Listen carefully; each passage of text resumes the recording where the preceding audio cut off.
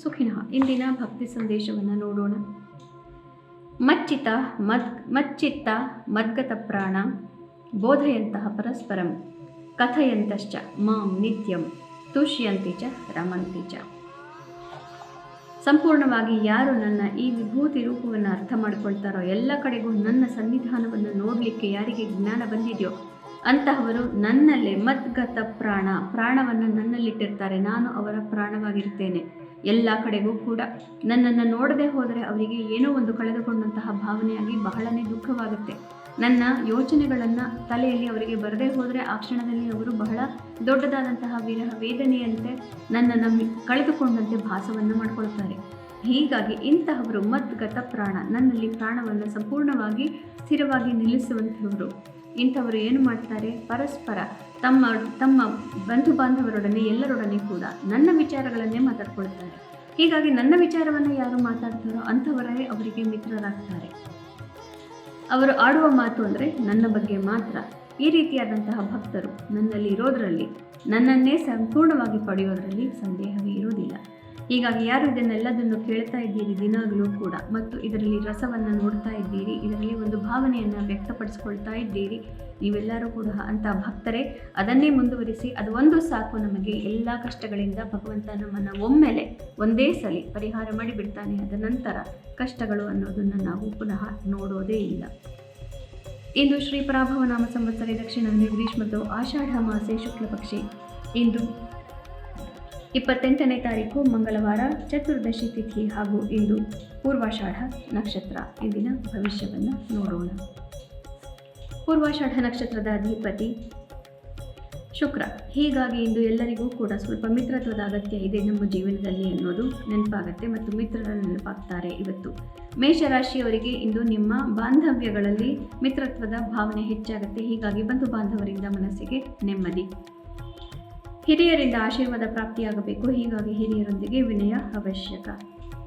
ವೃಷಭ ರಾಶಿಯವರಿಗೆ ಸ್ವಲ್ಪ ಕಷ್ಟಕರವಾದಂತಹ ದಿವಸ. ನಿಮ್ಮ ಮಿತ್ರರು ಬೇರೆಯವರೊಂದಿಗೆ ಮಿತ್ರತ್ವವನ್ನು ಮಾಡ್ಕೊಳ್ತಾ ಇದ್ದಾರೆ ಅನ್ನುವಂತಹ ಭಾವನೆಯಿಂದ ಮನಸ್ಸಿಗೆ ಕ್ಲೇಶವನ್ನು ಪಡಬೇಕಾಗಿ ಬರಬಹುದು.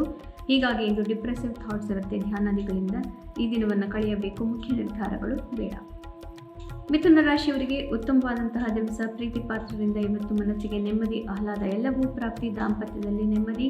ಬಿಸ್ನೆಸ್ ಪಾರ್ಟ್ನರ್ಶಿಪ್ ಮತ್ತು ಸಹೋದ್ಯೋಗಿಗಳಿಂದ ಕೂಡ ಇಂದು ಯಶಸ್ಸು. ಕರ್ಕ ರಾಶಿಯವರಿಗೆ ಇಂದು ನಿಮ್ಮ ಸಾಮಾಜಿಕ ಚಟುವಟಿಕೆಗಳಲ್ಲಿ ತೊಂದರೆಗಳಿಗೆ ಸಿಕ್ಕಾಕೊಳ್ಳುವಂತಹ ಸಾಧ್ಯತೆ. ಹೀಗಾಗಿ ಸೋಷಿಯಲ್ ಮೀಡಿಯಾ ಮತ್ತು ವಾಟ್ಸಪ್ ಇತ್ಯಾದಿಗಳಿಂದ ಸ್ವಲ್ಪ ದೂರವಿರುವುದು ಒಳ್ಳೆಯದು. ಬೇಡದಂತಹ ತೊಂದರೆಗಳನ್ನು ನಿಮ್ಮ ಮೇಲೆ ನೀವು ಎಳೆದುಕೊಳ್ಳುವ ಸಾಧ್ಯತೆ. ಸಿಂಹ ರಾಶಿಯವರಿಗೆ ಇಂದು ಸ್ವಲ್ಪ ಕಷ್ಟಕರವಾದಂತಹ ದಿವಸ. ನಿಮ್ಮ ಕ್ರಿಯಾತ್ಮಕತೆಯಿಂದ ಕೆಲಸಗಳನ್ನು ಸಾಧಿಸಿಕೊಳ್ಳಬಹುದು ಅಂತ ನೀವು ಅಂದ್ಕೊಳ್ತಾ ಇರ್ತೀರಿ. ಕೆಲಸವನ್ನೇನು ನೀವು ಬಹಳ ಯಶಸ್ವಿಯಾಗಿ ಮಾಡ್ತೀರಿ, ಆದರೆ ಹೊಗಳಿಕೆ, ಪ್ರಶಂಸೆ ಅಥವಾ ಹಣಕಾಸಿನ ಬಹುಮಾನ ಇಂದು ನಿಮಗೆ ಇನ್ನೂ ಪ್ರಾಪ್ತಿ ಆಗೋದಿಲ್ಲ. ಹೀಗಾಗಿ ಇಂದು ಇನ್ವೆಸ್ಟ್ಮೆಂಟ್ ಇತ್ಯಾದಿ ವಿಚಾರಗಳಲ್ಲೂ, ಮನಸ್ಸಿಗೆ ಸಂಬಂಧಿಸಿದಂತಹ ವಿಚಾರಗಳಲ್ಲೂ ಕೂಡ ಕಷ್ಟಕರವಾದಂತಹ ದಿವಸ. ಕನ್ಯಾ ರಾಶಿಯವರಿಗೆ ಆಸ್ತಿ ಪಾಸ್ತಿ ವಿಚಾರಗಳು, ಕೋರ್ಟು ಕಚೇರಿ ವ್ಯವಹಾರಗಳು, ಡಾಕ್ಯುಮೆಂಟೇಷನ್ ಇತ್ಯಾದಿ, ಬಿಲ್ ಇತ್ಯಾದಿಗಳು ಇವುಗಳನ್ನೆಲ್ಲ ನಿಭಾಯಿಸೋದ್ರಲ್ಲಿ ಇಂದಿನ ದಿನ ಹೊರಟು ಹೋಗುತ್ತೆ. ತಾಯಿಗೆ ಕೂಡ ಹೆಚ್ಚಿನ ಸಮಯವನ್ನು ಕೊಡಲಿಕ್ಕೆ ಆಗಿಲ್ಲ ಅಂತ ನಿಮಗೆ ಮನಸ್ಸಿಗೆ ಸ್ವಲ್ಪ ಕ್ಲೇಶವಾಗಬಹುದು. ತುಲಾ ರಾಶಿಯವರಿಗೆ ಉತ್ತಮವಾದಂತಹ ದಿವಸ. ಮಾಧ್ಯಮಗಳಲ್ಲಿ ಇರುವವರಿಗೆ ಮತ್ತು ಮಾತುಕತೆಗಳಿಂದ ವ್ಯವಹಾರಗಳನ್ನು ಮಾಡ್ತಾ ಇರುವಂಥವರಿಗೆ, ನೆಗೋಷಿಯೇಟರ್ಸು, ಲಾಯರ್ಸು ಮತ್ತು ಬರವಣಿಗೆಗಾರರು, ಇವರಿಗೆಲ್ಲರಿಗೂ, ಜರ್ನಲಿಸ್ಟ್ಸ್ ಮತ್ತು ಟಿವಿ ರೇಡಿಯೋದಲ್ಲಿ ಕೆಲಸ ಮಾಡುವವರು, ಸೋಷಿಯಲ್ ಮೀಡಿಯಾ ಮಾರ್ಕೆಟಿಂಗಲ್ಲಿ ಇರೋರು, ಇನ್ಫ್ಲೂಯೆನ್ಸರ್ಸ್, ಇಂಥವರಿಗೆಲ್ಲರಿಗೂ ಅತ್ಯುತ್ತಮವಾದಂತಹ ದಿವಸ. ವೃಶ್ಚಿಕ ರಾಶಿಯವರಿಗೆ ಯಾರು ಹಣದ ಬಗ್ಗೆ ಕೆಲಸ ಮಾಡ್ತಾ ಇದ್ದೀರಿ, ಬ್ಯಾಂಕ್ ಇತ್ಯಾದಿಗಳಲ್ಲಿ ಹಣವನ್ನು ನಿಜವಾಗ್ಲೂ ಕೈಯಲ್ಲಿ ಹ್ಯಾಂಡಲ್ ಮಾಡಿ ಯಾರು ಕೆಲಸ ಮಾಡ್ತಾ ಇದ್ದೀರಿ, ದೇವಸ್ಥಾನ ಇತ್ಯಾದಿಗಳಲ್ಲಿ, ಅಂಥವರಿಗೆ ಇದು ಅತ್ಯುತ್ತಮವಾದಂತಹ ದಿವಸ. ಧನಾಗಮವಾಗುವಂತಹ ಸೂಚನೆಗಳು ಕೂಡ ಇಂದು ಪ್ರಾಪ್ತಿ. ಧನು ರಾಶಿಯವರಿಗೆ ನಿಮ್ಮ ರಾಶಿಗೆ ಚಂದ್ರ ಬಂದಿರೋದರಿಂದ ಹಿಂದಿನ 3-4 ದಿನಗಳಲ್ಲಿದ್ದಂತಹ ಮನಸ್ಸಿನ ಬೇಗೆ ಮತ್ತು ಮಿತ್ರತ್ವಗಳಲ್ಲಿದ್ದಂತಹ ತೊಂದರೆ ಇವೆಲ್ಲ ಬಗೆಹರಿದಿದೆ. ಮಾರ್ಗದರ್ಶನ ಪ್ರಾಪ್ತಿಯಾಗಿದೆ. ಮಕರ ರಾಶಿಯವರಿಗೆ ಸ್ವಲ್ಪ ಕಷ್ಟಕರವಾದಂತಹ ದಿವಸಗಳು ಮುಂದುವರಿಯುತ್ತಾ ಇದೆ. ಆರೋಗ್ಯದಲ್ಲಿ ಸಮಸ್ಯೆ ಮತ್ತು ಮನಸ್ಸಿಗೆ ಕ್ಲೇಶ, ಮಿತ್ರತ್ವಗಳಲ್ಲಿ ಒಡಕು, ಪಾರ್ಟ್ನರ್ಶಿಪ್ಗಳಲ್ಲಿ ತೊಂದರೆ. ಕುಂಭರಾಶಿಯವರಿಗೆ ಉತ್ತಮವಾದಂತಹ ದಿವಸ. ಇಷ್ಟಾರ್ಥ ಸಿದ್ಧಿ, ಮಿತ್ರರಿಂದ ಧನ ಲಾಭ. ಹಾಗಾಗಿ ಒಂದು ಹೆಚ್ಚಿನ ಮಿತ್ರರೊಡನೆ ಸಂಪರ್ಕವನ್ನು ಮಾಡಿಕೊಳ್ಳೋದು ಅತ್ಯುತ್ತಮ.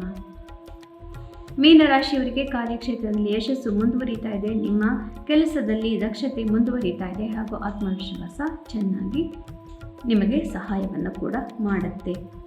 ಪುನಃ ನಾಳೆ ಭೇಟಿಯಾಗೋಣ. ಅಲ್ಲಿವರೆಗೆ ಗೀತಾ ಶ್ಲೋಕಗಳು, ಶ್ರವಣ, ಪಠಣ, ಮನನ, ಲೇಖನ ಇದು ಬಹಳ ಅಗತ್ಯ. ನಮ್ಮ ಜೀವನದಲ್ಲಿ ಬರುವಂತಹ ಎಲ್ಲ ತೊಂದರೆಗಳಿಗೂ ಒಂದು ಪರಿಹಾರವನ್ನು ಕೊಡುವಂತಹ ಏಕೈಕ ಸುಲಭವಾದಂತಹ ಮಾರ್ಗ ಇದು. ಶುಭಮಸ್ತು. ಶ್ರೀಕೃಷ್ಣ ಜಯತೆ.